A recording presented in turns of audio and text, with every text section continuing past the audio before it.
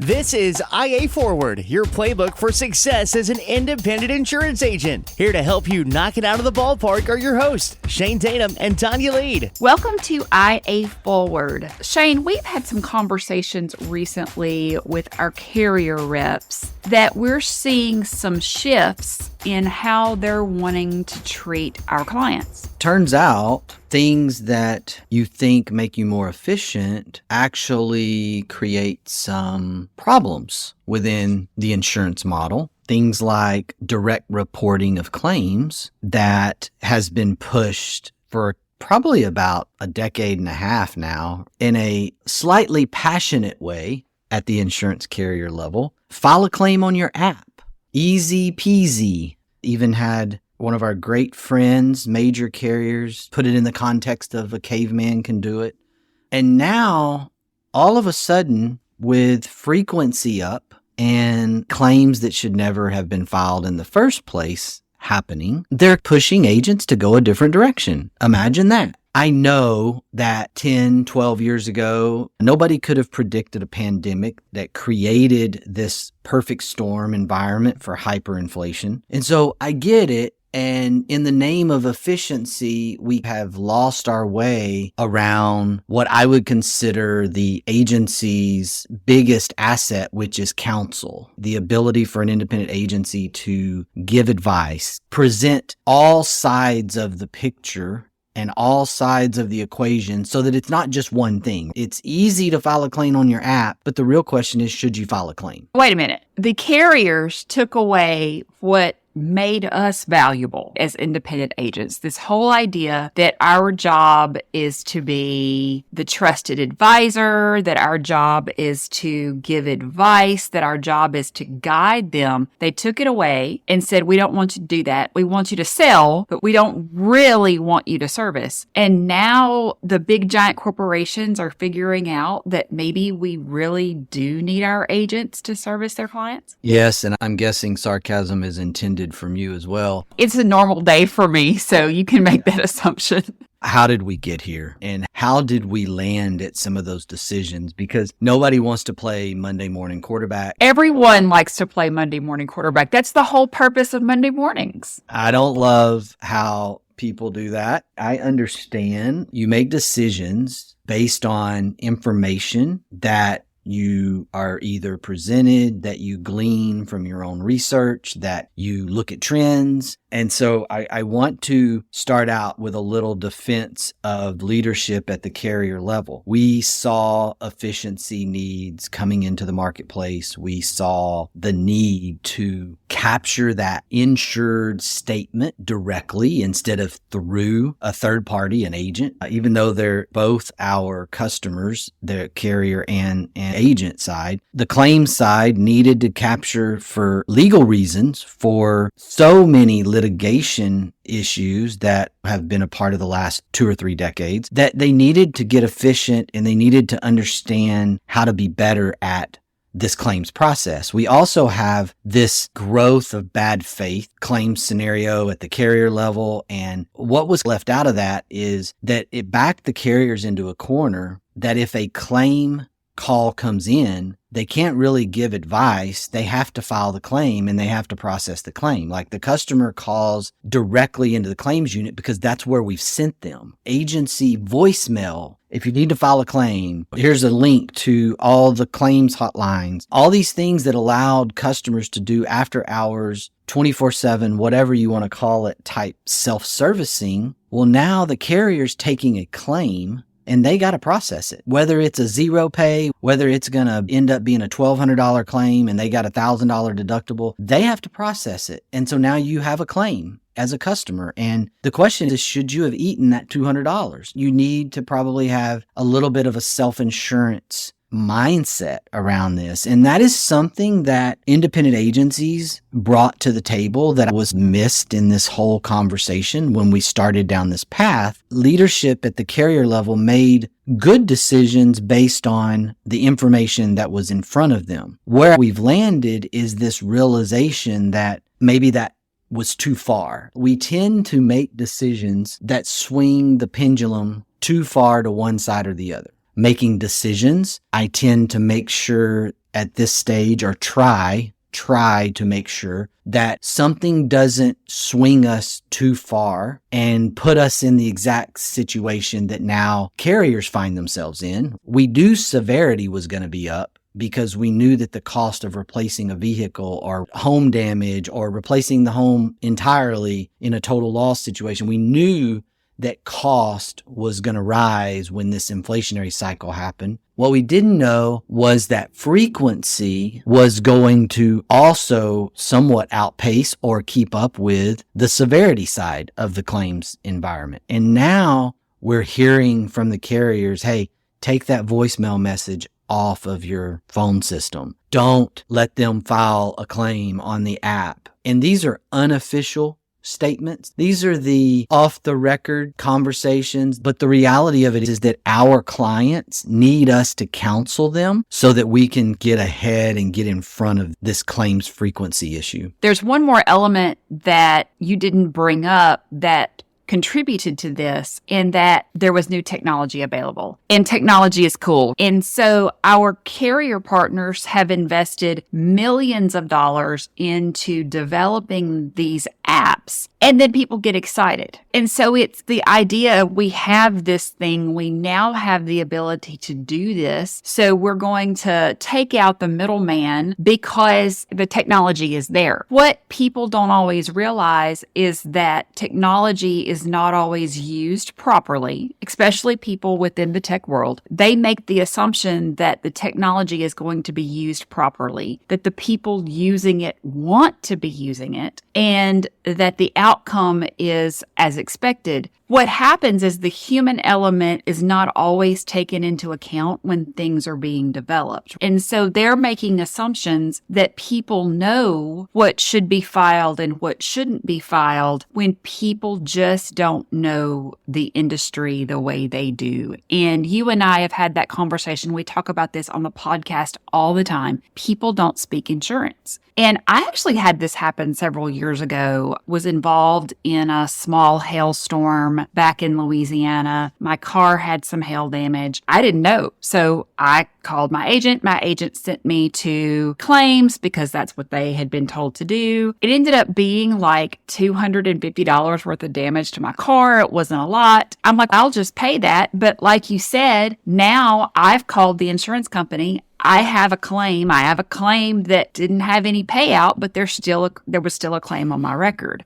Had I just been able to have that conversation with my agent, who would have said, Tanya, like, just go pay for it, then that claim wouldn't be there. And people just don't know without talking to their agent. The shiny object syndrome was well at play. I still think it gets us in trouble sometimes. My real understanding of this has only come in the last year. We have invested in a new venture that is building an agency network portal tool. It's a custom ground up build. It's so amazing how easy translation, insurance speak, tech speak. It's so amazing how quickly you can get off from where you're trying to go. That misunderstanding of what you mean when you say one word, you mean something, but a developer interprets it as something completely different. And I see now how years ago when we started down this path, and we're trying to bring efficiency to an inefficient process. Claims is an inefficient process. It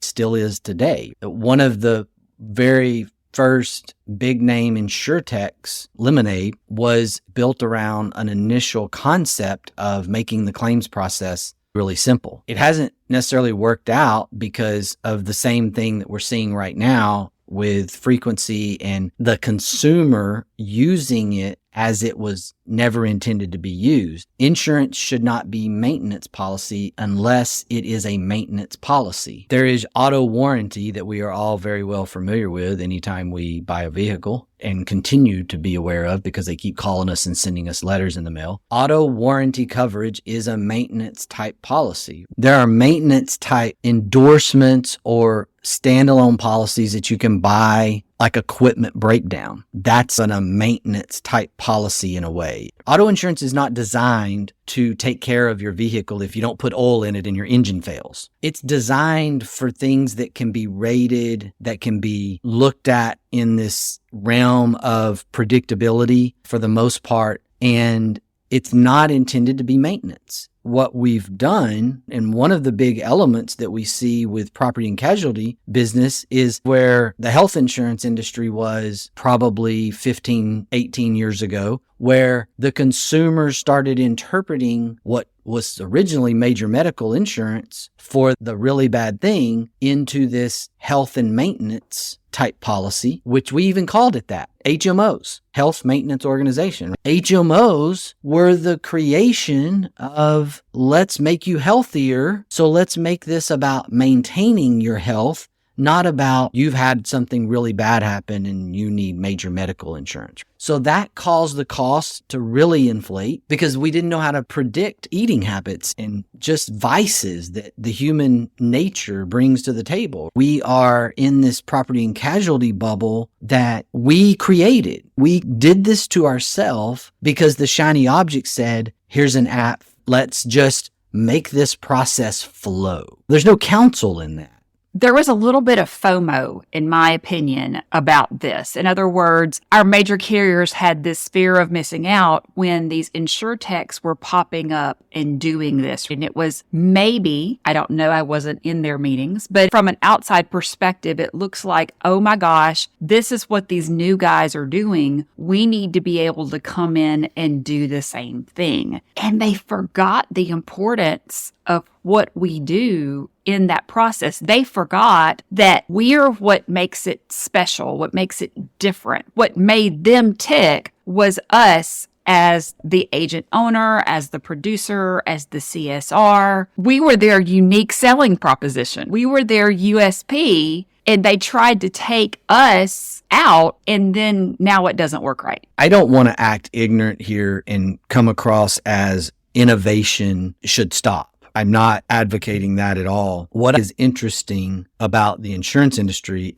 as this, in some circles, 300-year-old industry, in other circles, thousands of year old industry informally, you have this industry that at its core principle is really unchanged. Now, there are things that have been innovative. Agents are no longer typing on a typewriter, carbon copied policies, applications, and sending them in to the carrier. We have really cool, efficient technology tools that are built to be agent facing, and they're making agents' lives more efficient, and our account managers are able to handle more volume per person, which is bringing us to the place of being able to earn profit margins that we need to earn to grow and do things in our business and continue to grow. But when you go back 20 years and maybe blame this on the dot-com era, the bubble, where we were having these sort of vapor companies pop up with ideas but no revenue, and people were giving them millions of dollars, and founders were making tens of millions of dollars being bought without really a functional business.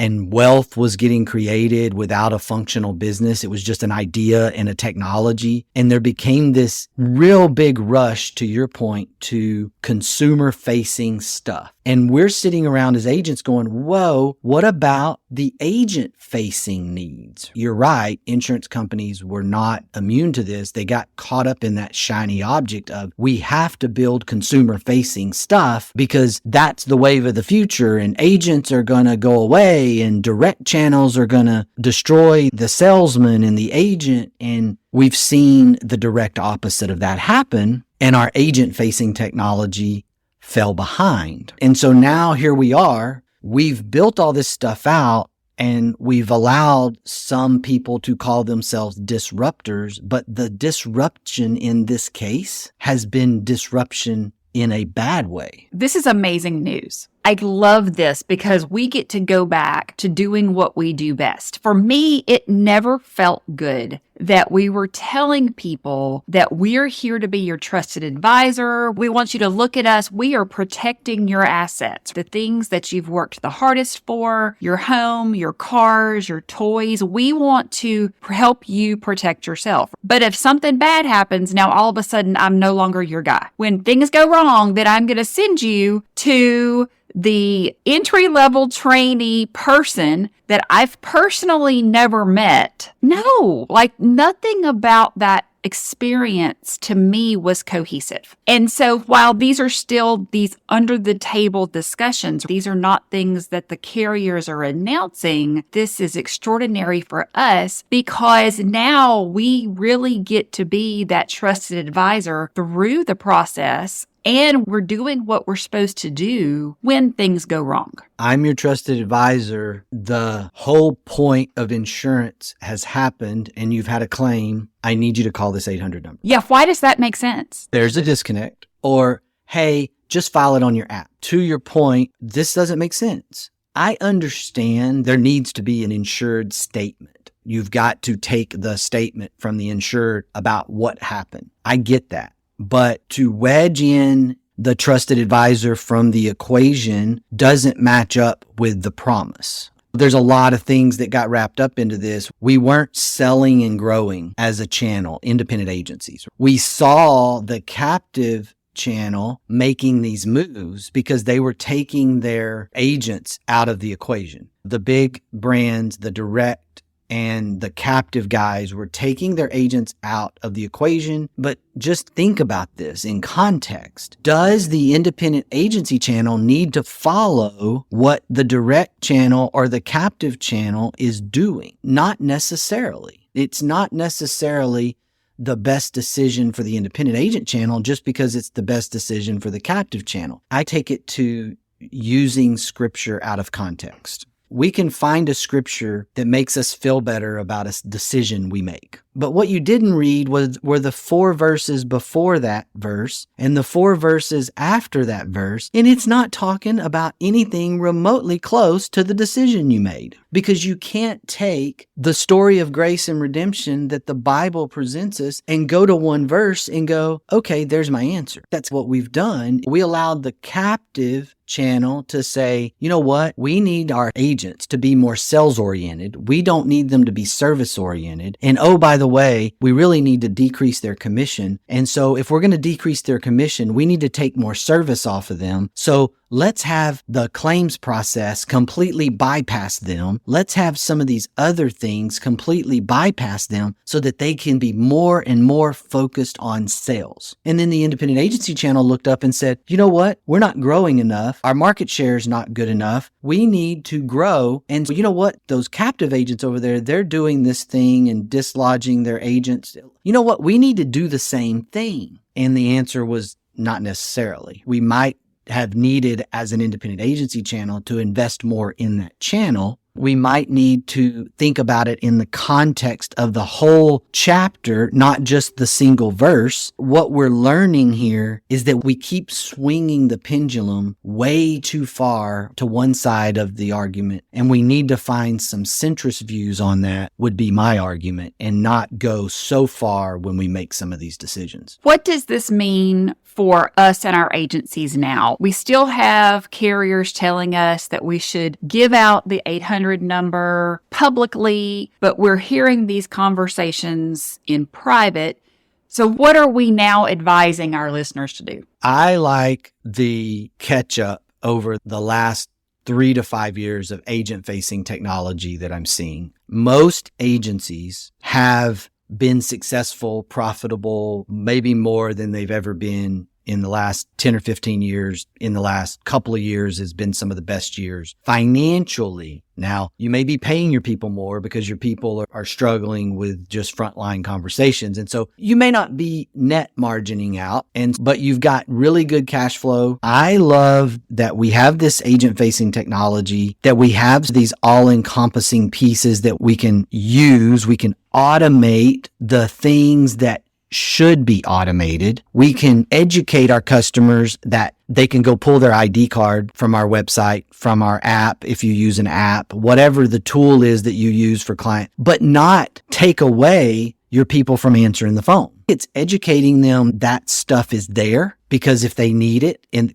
because they get pulled over and they don't have their ID card up to date, that they can pull it up on their phone. Those tools can create capacity for us to be more counsel oriented. It's really important that we not swing the pendulum back the wrong direction too far as well here. We need to find that balance between automation and technology usage at the agency level that gives us capacity to have conversations, to give the consultative counsel that our customers will appreciate from us. We have an opportunity to become that expert in our community, to do all the things that we've always said we want to be and that we are. There's automation tools that are available that were not available 7-8 years ago. We're seeing a correction in this. These are independent tools that are built for the agency channel. I love it that it sets up this great recipe for longevity of success. The second thing is now is the time not to retreat, but now is the time to bulldoze ahead. I'm a very bullish,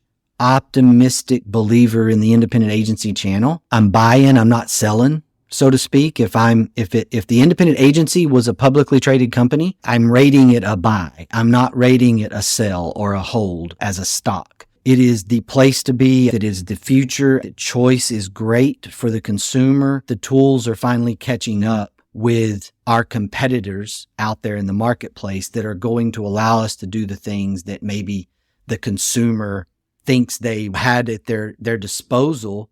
So the consumer still gets what they want, but now the agency gets to be a counselor and be the trusted advisor without letting go of that technology experience, the customer experience process. And there are different kinds of independent agencies. There are some independent agents that never want to talk to a client. Yesterday, I got an ad for a webinar that was touting that the owner of the agency, that their agency had only taken 49 phone calls the entire year of 2023. They only had to talk to a client 49 times in the entire year. And this was a webinar that you could pay to take to learn to do this in your agency. So they're extremely technologically advanced agencies that this is their goal. And so if that is the goal, then the technology of, I don't want to talk to you, just call the carrier, file the claim yourself, that exists out there. And there's reasons for that and there's purpose in that. And we're not saying that agency concept is wrong and bad. We're saying that's different